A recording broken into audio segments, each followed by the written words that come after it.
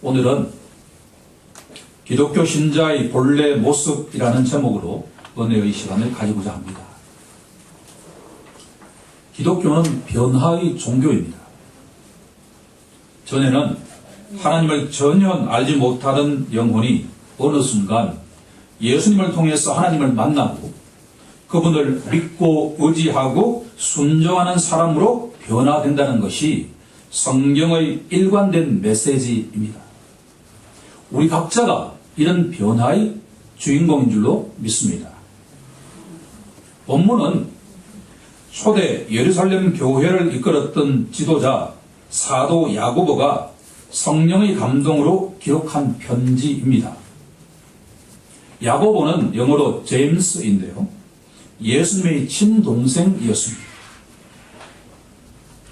야고보서 1장 1절을 보면 야고보는 흩어진 12지파, 곧 전 세계에 흩어진 디아스포라 기독교 신자에게 편지를 보내고 있습니다.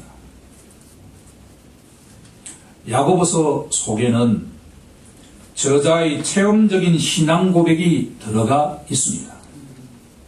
특히나 오늘 설교 제목인 초대 기독교 신자의 본래 모습을 온전하게 알려주고 있습니다. 그런 점에서 이 말씀은 살아있는 동시에 오늘날처럼 종교다원주의가 판치고 있는 세상 속에서 이 야고보서와 같은 서신은 우리에게 귀중한 살아있는 말씀으로 다가올 수가 있습니다. 마태복음은 예수님의 가족관계를 이렇게 증언하고 있습니다.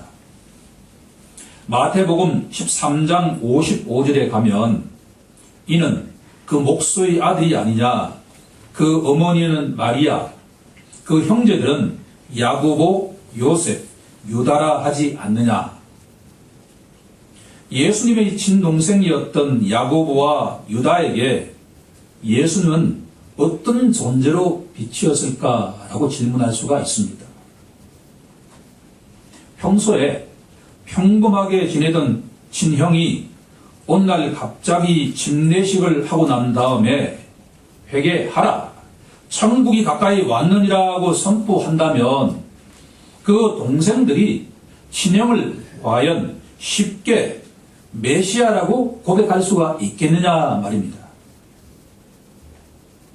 당시에 가장 지성인 그룹에 속했던 니고데모에게 예수님께서 내가 거듭나지 아니하면 하나님 나라를 볼 수 없다. 내가 성령으로 거듭나지 아니하면 하나님 나라에 들어갈 수 없다. 라고 말씀하신 것을 보면 위로부터 성령의 역사가 아니고서는 천사 가브리엘로부터 직접 수태고지를 받았던 마리아조차도 친아들을 메시아라고 고백한다는 것은 쉽지 않았을 것입니다. 그렇다면 친동생인 야고보도 예수님을 그리스도라고 믿는다라고 하는 것은 결코 쉬운 것이 아니었을 것입니다. 예수님께서 한창 활동하시던 때에 야고보는 믿음이 없었습니다. 요한복음 7장 5절을 보면 사도 요한은 이렇게 증언합니다. 그 형제까지도 예수를 믿지 아니했다라고 말합니다. 이랬던 야고보가 온날 회심하고 초대 예루살렘 교회의 지도자가 되었던 것은 하나님의 전적인 역사심이라고 요약하지 않을 수가 없습니다. 오늘 설교의 목적은 딱 하나입니다. 듣는다라고 하는 것이 가진 영적 의미가 무엇인가를 찾아보자라고 하는 겁니다. 본문 19절을 보면 야고보는 이렇게 고면합니다. 내 사랑하는 형제들아 너희가 알지니라고 말입니다. 본문이 말한 알지니는 NIV 영어 성경이 잘 번역하고 있듯이 주의하라라고 하는 의미입니다. 내 사랑하는 형제 자매들이여 주의하라라고 하는 의미입니다. 기독교 신자는 주의할 것이 있다라고 하는 겁니다. 세 가지를 제시하고 있습니다. 첫 번째로 기독교 신자는 듣기는 속히 하라는 말씀을 아멘으로 받아들이는 자입니다. 두 번째, 기독교 신자는 말하기는 더디하라는 말씀을 아멘으로 받아들이는 자입니다. 마지막 세 번째로 기독교 신자는 성내기도 더디하라는 말씀을 아멘으로 받아들이는 자입니다. 어떻게 보면 야고보서 전체 내용은 본문 19절에 있는 내용을 설명한 것에 불과하다라고 하는 어떤 신학자의 주장이 전적으로 맞다라고 하지 않을 수가 없습니다. 하나님 말씀을 속히 듣는다는 것이 가진 영적 의미를 파악하기 위해서는 성경 몇 구절을 우리가 기억해 볼 필요가 있습니다. 우선 로마서 10장 17절 말씀을 기억해야만 합니다. 잘 기억하고 있지 않습니까? 그러므로 믿음은 들으면서 나며 들음은 그리스도의 말씀으로 말미암았느니라. 두 번째 성경 구절은 우리가 또 잘 알고 있는 성경 구절입니다. 사도행전 16장 31절 말씀입니다. 주 예수를 믿으라. 그리하면 너와 내 집이 구원을 받으리라 라는 말씀입니다. 이 두 말씀을 종합하면 중요한 영적 원리가 도출이 됩니다. 우리 마음판에 꼭 새겨야 할 원리입니다. 말씀, 들음, 믿음, 구원이라고 하는 영적 원리입니다. 기독교 신자가 사활을 걸고 붙잡아야 할 영적 원리가 여기에 있습니다. 예수를 믿으면 그 누구라도 구원을 받습니다. 하지만 오늘 우리들은 이 본문을 통해서 믿음을 가진 자가 구원받는다라고 하는 이 등식에 대해서 좀 더 심층적으로 검토해 보고자 합니다. 그러기 위해서는 성경 한 구절을 더 기억해 볼 필요가 있습니다.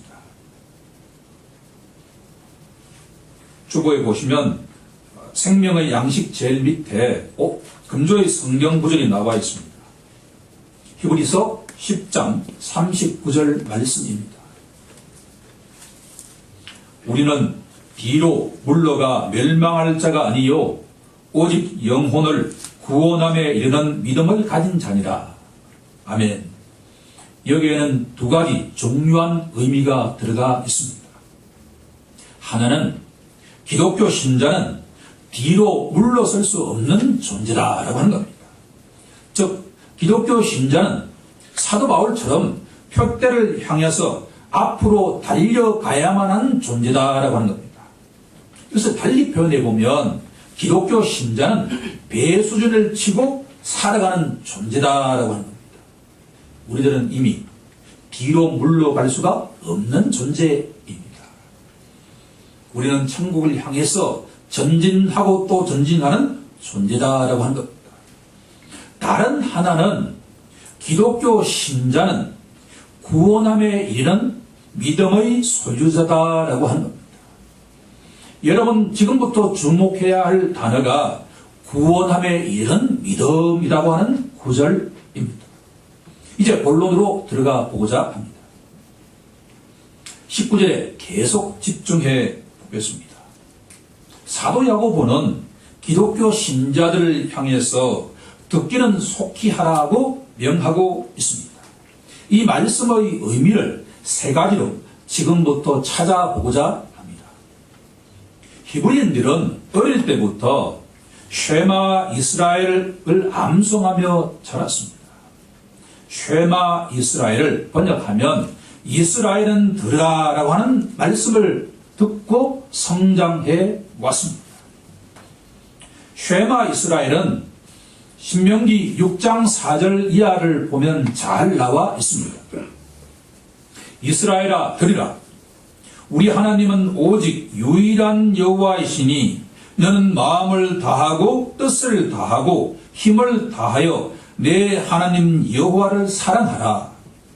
오늘 내가 네게 명하는 이 말씀을 너는 마음에 새기고 내 자녀에게 부지런히 가르치라고 되어 있습니다. 여기에는 중요한 영적 의미 세 가지가 들어가 있습니다. 첫 번째로 하나님의 말씀을 듣는다라고 하는 것은 하나님 말씀을 깨닫는 것을 의미합니다. 중간에 나와 있는 갈로에 지성적으로 깨닫는 것이 하나님의 말씀을 듣는 것이 갖는 첫 번째 의미입니다. 신명기 6장 7절은 내 자녀에게 부지런히 가르치라고 명합니다. 우리가 교사로 활동해보면 알 수 있는 것처럼 교사는 자신이 알고 있는 만큼만 가르칠 수가 있습니다. 자신이 성경 말씀을 깨닫지 못하면 절대 학생들에게 가르칠 수 없는 것이 본질입니다. 따라서 야고보서 1장 19절에서 말하는 듣기는 속히 하라는 것의 첫 번째 의미는 하나님 말씀을 지성적으로 깨닫는 자가 되어야 된다라고 하는 겁니다. 두 번째, 하나님 말씀을 속히 들으라는 것은 하나님 말씀을 마음으로 받아들이라라는 의미입니다. 두 번째는 마음으로 받아들이는 것입니다. 신명기 6장 6절은 오늘 내가 내게 명하는 이 말씀을 내 마음에 새기라고 명하고 있습니다. 마음에 새긴다라고 하는 의미를 사도 야고보는 두 가지로 해석하고 있습니다. 1장 21절 후반절을 보면 마음에 심어진 말씀을 온유함으로 받으라고 명하고 있습니다. 따라서 신명기에서 마음에 새기라고 하는 말씀은 마음에 심어진 말씀을 온유함으로 받으라는 말씀으로 정리할 수가 있습니다. 세 번째 의미는 하나님 말씀에 전인격적으로 순종해야 된다라고 하는 의미가 들어가 있습니다. 가장 중요한 의미라고 할 수가 있습니다. 하나님 말씀을 속히 듣는다라고 하는 것은 전인격적으로 하나님 말씀에 순종한다라고 하는 의미가 들어가 있다라고 합니다. 신명기 6장 5절은 너는 마음을 다하고 뜻을 다하고 힘을 다하여 내 하나님 여호와를 사랑하라고 명하고 있습니다. 여기서 사랑하라라고 하는 말씀은 하나님 말씀에 전인격적으로 순종하라라고 하는 말씀입니다. 우리가 마음을 다하고 뜻을 다하고 힘을 다한다라고 하는 것은 순종하지 않고서는 절대 하나님을 사랑할 수가 없습니다. 말씀에 순종하는 것이 하나님을 사랑하는 것이다 라고 정리할 수가 있습니다. 이렇게 보면 성경은 성경을 해석한다라고 하는 주장이 합당하다는 것을 알 수가 있습니다. 본문 1장 19절에 나와 있는 이 말씀을 신명기가 세 가지로 해석하고 있다라고 하는 것을 우리들은 알 수가 있다라고 합니다.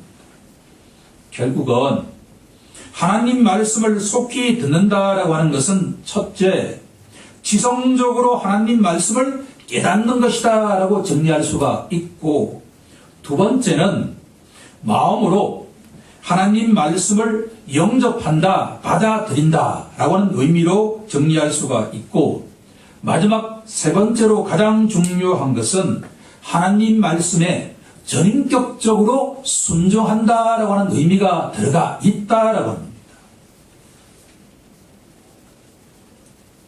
결국은 지금까지 말씀을 딱 한 구절로 요약한다고 한다면 성경에서 말하는 듣는다라고 하는 것은 믿는다라고 하는 의미로 정리할 수가 있다라고 합니다.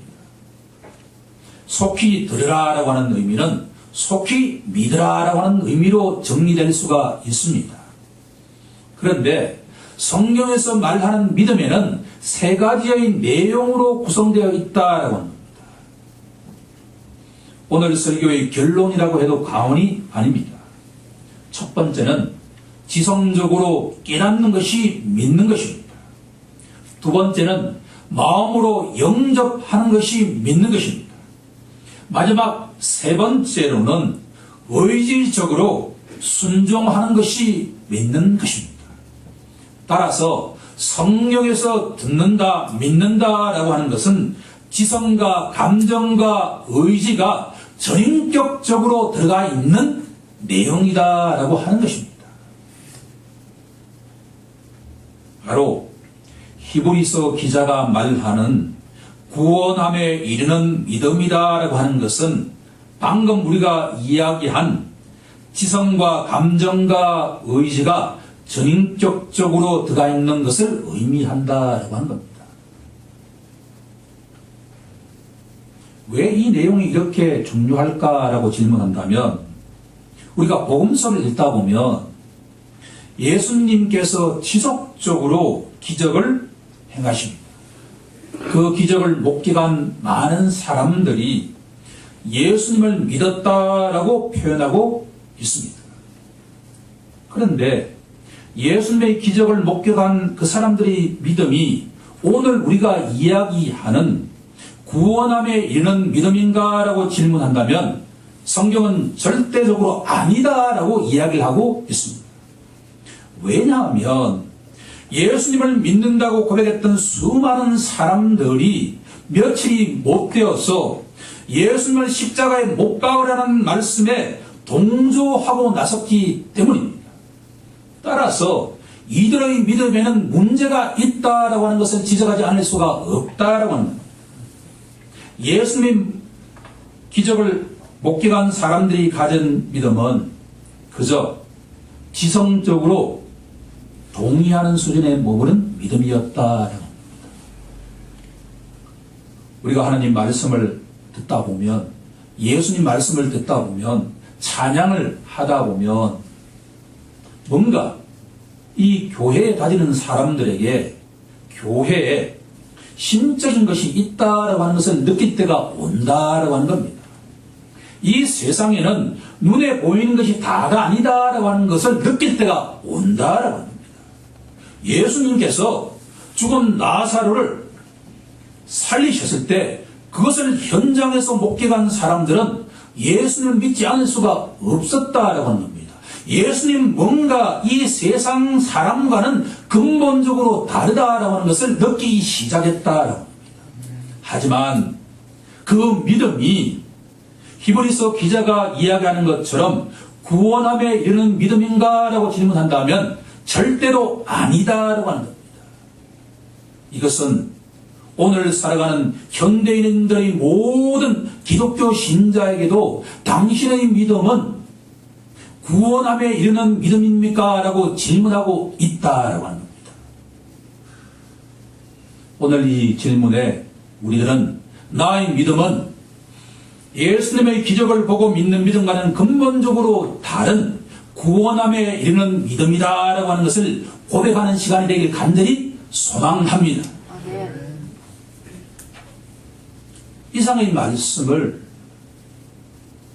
사도 야고보의 회심 가정에 한번 적용해 보고자 합니다.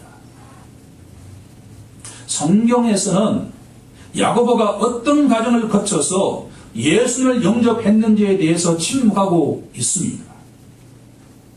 하지만 우리들은 거룩한 상상력을 동원해서 야고보가 어떤 과정을 통해서 친형은 예수님을 자신의 메시아 곧 그리스도로 영접하게 되었는지를 한번 상상해 보자라고 하는 겁니다. 예수님을 믿지 않던 야고보는 골고다 언덕에서 십자가에서 피 흘리며 고통받는 가운데서도 양쪽에 있는 강도들에게 복음을 전하는 친형 예수님을 어머니 마리아와 함께 목격했던 것이 틀림없습니다. 더구나 장사한 지 사흘 만에 부활하신 예수님 그 친형께서 친동생 야고보에게 직접 나타나셨습니다. 우리가 이것을 알 수 있는 것은 사도 바울이 고린도전서 15장 7절에서 이렇게 증언하고 있기 때문입니다. 그 후에 부활하신 후에 예수께서 야고보에게 보이셨다고 증언하기 때문입니다. 이상을 종합해보면 야고보는 예수님 말씀을 듣는 중에 어느 순간에 예수님 말씀이 귀에 들리기 시작했다라고 하는 겁니다. 야고보가 지성적으로 예수님 말씀을 깨닫기 시작하는 순간입니다. 나의 친형 예수가 평소에 봤던 그 예수와는 다른 뭔가 신적인 것이 그 안에 있다라고 하는 것을 깨닫기 시작했다라고 하는 겁니다. 하지만 야고보가 예수님 말씀을 듣고 깨닫는 것만으로 구원함에 이르는 믿음은 절대 될 수가 없었습니다. 야고보는 예수님 말씀을 계속해서 듣는 중에 그 말씀이 마음속에 믿겨지기 시작했습니다. 어느 순간에 신형 예수가 바로 구약 성경에서 하나님이 보내신 메시아 곧 그리스도라고 하는 것을 믿어지기 시작했다라고 하는 겁니다. 이 순간이 바로 예수님 말씀을 마음으로 영접하는 순간이 되었다라고 하는 겁니다. 야고보는 평소에 자신을 그렇게도 짓눌러 왔던 죄의 짐이 사라지는 것을 느끼기 시작했습니다. 예수님께서 자기 죄를 십자가에서 대신 지셨기 때문에 자신은 더 이상 죄의 짐을 질 필요가 없고 죄사함과 영생을 가진 존재가 되었다라고 하는 것을 믿기 시작했다라고 하는 겁니다. 불신자 야고보가 기독교 신자 야고보가 되는 순간이었습니다. 야고보는 예수님 말씀을 지성적으로 깨닫기 시작했고 예수님 말씀을 마음판에 영접했다라고 하는 겁니다. 하지만 여기에 한 가지가 부족한 것이 있었습니다. 야고보의 믿음이 구원함에 이르는 믿음이 되기 위해서는 예수님 말씀에 순종하는 자가 되어야 된다라고 하는 겁니다. 사도행전 1장은 야고보의 믿음이 순종하는 믿음이다라고 하는 것을 우리에게 다음과 같이 증언하고 있습니다. 오순절 성령 강림이 일어나기 직전에 120명에 달하는 신자들이 함께 모여서 간절하게 기도하기 시작했습니다. 사도행전 1장 14절을 보면 여자들과 예수의 어머니 마리아가 예수의 아우들과 더불어 마음을 같이하여 오로지 기도에 힘썼다라고 말합니다.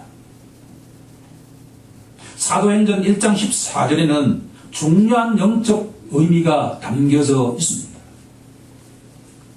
초대 예루살렘 교회에서 중추적인 역할은 여성들이 했다라고 하는 겁니다.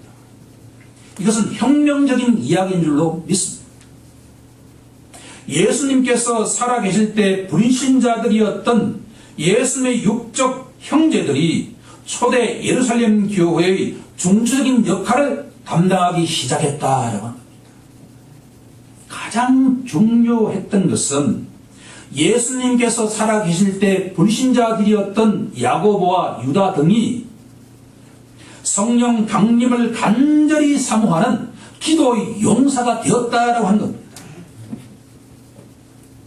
이후에 야고보는 그 믿음이 일취월장해서 초대 예루살렘 교회의 지도자, 사도가 되었다라고 합니다. 기독교는 변화의 종교입니다. 어떻게 보면 하나님의 아들이신 메시아의 동생들이 어떻게 살아계실 때 믿음을 가지지 않을 수가 있는가라고 질문할 수가 있지만 다 때가 있는 것입니다. 기독교는 변화의 종교입니다. 한때 불신자였던 그 영혼이 성령의 은혜로 성령의 역사하심으로 주님을 만나는 순간에 놀라울 정도의 리더가 될 수가 있다라고 하는 것이 오늘의 본문이 우리에게 던지는 메시지인 줄로 믿습니다. 더욱 흥미로운 것은 사도 바울의 증언에 따르면 초대 예루살렘 교회에서 야고보의 위치가 베드로와 요한보다 더 높았다라고 증언하고 있습니다. 갈라디아서 2장 9절에 가보면 사도 바울이 이렇게 증언하고 있습니다. 또 기둥같이 여기는 야고보와 게바와 요한이라고 말입니다. 야고보와 게바와 요한이라는 순서는 신학적으로 중요한 의미를 가지고 있습니다. 이 순서는 서신서를 배치하는 기준이 되었기 때문입니다. 우리가 잘 알고 있는 것처럼 히브리서 다음에 배치되어 있는 서신서가 바로 야고보서입니다. 그 다음에 배치되어 있는 서신서가 베드로 전후서이고 그 다음에 배치되어 있는 서신서가 요한 1서, 2서, 3서입니다. 서신서가 이렇게 배치된 것은 무작위적으로 배치된 것이 아니라 갈라디아서 2장 9절에서 사도 바울이 증언한 순서에 기초하고 있기 때문입니다. 주님이 사랑하시는 성도 여러분, 흥미롭지 않습니까? 성령의 감동으로 기록된 성경은 어느 한 구절 의미 없이 기록된 것이 아니다라고 하는 것을 알 수가 있습니다. 성경의 모든 단어와 구절에는 깊은 영적 의미가 담겨 있다라고 하는 것을 명심하길 간절히 소망합니다. 한때 불신자였던 야고보가 뒤늦게 초대 기독교 공동체의 사도가 되었다라고 하는 말씀은 나중된 자로서 먼저 되고 먼저 된 자로서 나중되리라는 예수님 말씀이 해당된다고 우리가 해석해야 될 것입니다. 하나님 말씀을 속히 듣는 자에게는 두 가지의 열매가 맺히게 됩니다. 본문 19절에 다시 우리가 집중해 보도록 하겠습니다. 첫 번째 열매는 말하기를 더디하는 열매가 맺힌다라고 하는 겁니다. 또 하나의 열매는 성내기를 더디하는 열매가 맺히게 된다라고 하는 겁니다.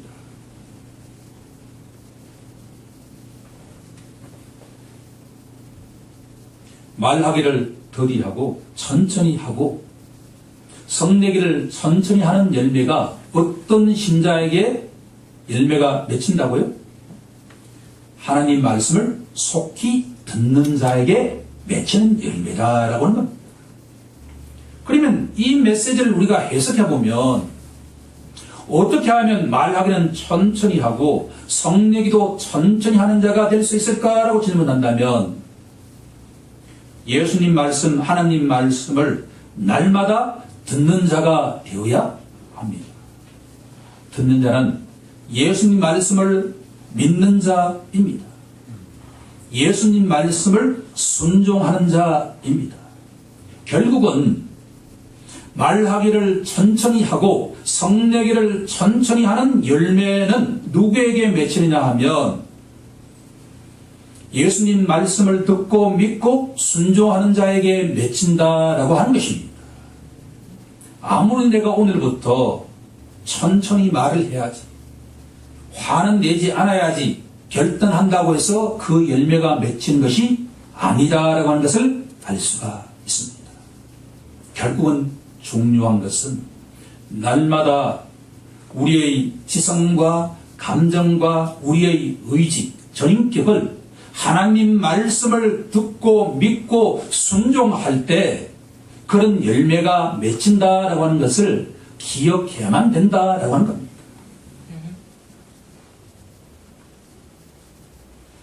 그러면 야고보서 2장에 가보면 순종하는 자가 무엇을 순종해야 될까라고 하는 질문에 답을 하고 있습니다. 한 가지만 언급하고자 합니다. 야고보서 2장 1절을 보면 내 사랑하는 영광의 내 형제들아 영광의 주 곧 우리 주 예수 그리스도에 대한 믿음을 너희가 가졌으니 사람을 차별하여 대하지 말라고 명하고 있습니다. 하나님 말씀에 순종하는 것의 첫 번째 메시지가 사람을 차별하여 대하지 말라라는 말씀입니다. 저는 이 말씀을 왜 주셨을까 묵상을 해보면 기독교 역사를 우리가 회고해보면 그 답이 나옵니다. 기독교 신자는 사람을 피부 색깔에 따라 차별했습니다. 성에 따라서 차별했습니다. 사회 경제적 위치에 따라서 차별했습니다. 지난 2000년 동안의 기독교 역사를 살펴보면 하나님의 형상을 닮은 사람을 차별하여 대하지 말라는 이 말씀에 철저하게 기독교 신자들이 순종하지 않았다라고 하는 것을 알 수가 있습니다.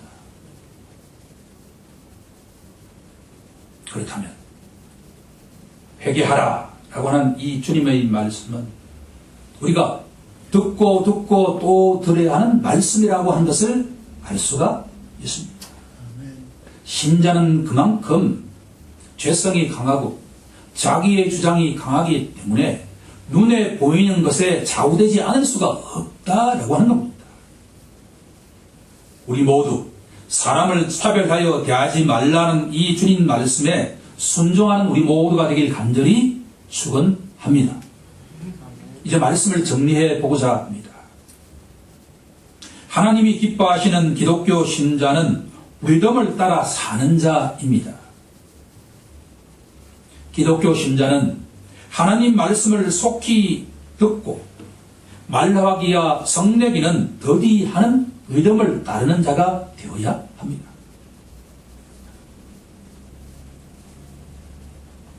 하나님 말씀을 속히 듣는 자는 하나님 말씀을 지성적으로 깨닫는 자이고 마음으로 받아들이는 자이고 전인격적으로 순종하는 자입니다.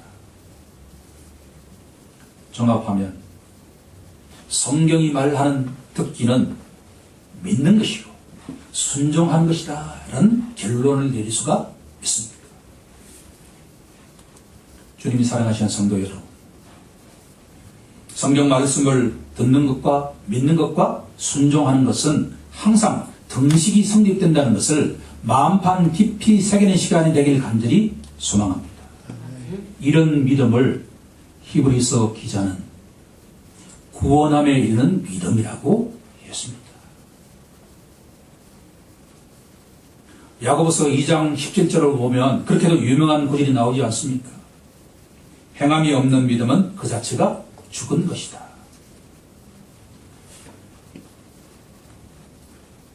하나님 말씀을 듣는 것이 믿는 것이고 순종하는 것이다 라고 정의한다면 이 말씀이 전혀 이상할 것이 없습니다. 믿음이 있다고 하면서 순종치 않는다고 한다면 그것은 절대로 성경이 말하는 구원함에 이르는 믿음이 될 수가 없기 때문입니다.